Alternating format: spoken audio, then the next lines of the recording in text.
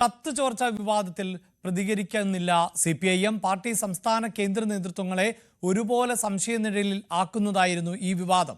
പാർട്ടിക്ക് പുറമെ സർക്കാരിനെതിരെയും ആരോപണം ശക്തമാണ്. പ്രതിപക്ഷവും BJPയും വിവാദം ഏറ്റെടുത്തതും CPIMനെ പ്രതിസന്ധിയിലാക്കുന്നുണ്ട്. VV അരുൺ ആണ് ചേരുന്നത്.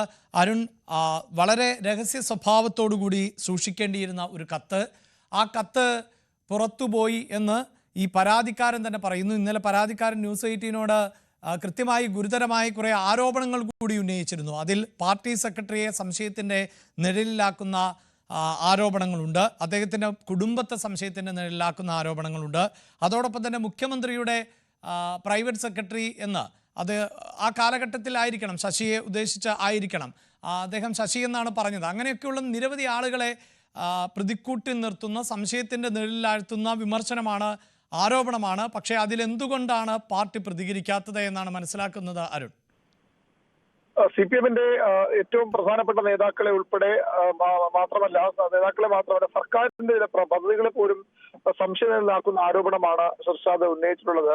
പ്രത്യേകിച്ചും കഴിഞ്ഞ സർക്കാരിന്റെ കാലത്ത് ഒരു വിവാദമായ ആഴക്കടൽ മത്സ്യബന്ധനമുണ്ട്. ലോക കേരള സഭയെ ദുരുപയോഗപ്പെടുത്തിയാണ് ഇയാൾ ഈ നേതാക്കളുമായി അടുത്തു അല്ലെങ്കിൽ തട്ടിപ്പുകൾക്ക് കൂടെ എന്ന തരത്തിലുള്ള വിമർശനമുണ്ട്. അത്തരത്തിൽ സർക്കാരിന്റെ പദ്ധതികളെയും മന്ത്രിമാരും നേതാക്കളും അടക്കമുള്ളവരെയും ഒക്കെ സംശയത്തിലാക്കുന്ന ആരോപണം തന്നെയാണ് ഈ ഷർഷാദ് ഉന്നയിച്ചിട്ടുള്ളത്. പക്ഷെ CPIM ഇതുവരെയും പ്രതികരിച്ചിട്ടില്ല.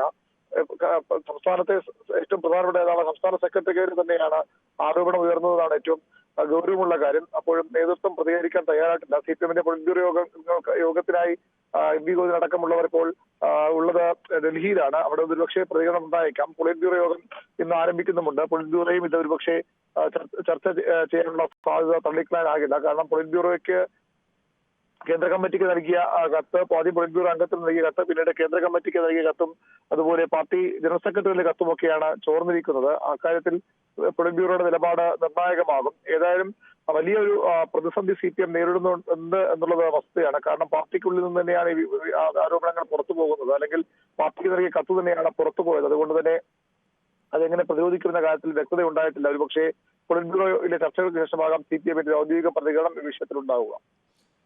യെസ്, ഔദ്യോഗികമായൊരു പ്രതികരണം എന്താ, പാർട്ടിക്ക് എന്താണ് പറയാനുള്ളത് എന്നത് തന്നെയാണ് ഇതിൽ പ്രധാനപ്പെട്ടതായി മാറുന്നത്. പക്ഷേ ഇതുവരെയും പാർട്ടിയുടെ ഭാഗത്ത് നിന്ന് ഒരു പ്രതികരണവും ഉണ്ടായിട്ടില്ല. മറ്റു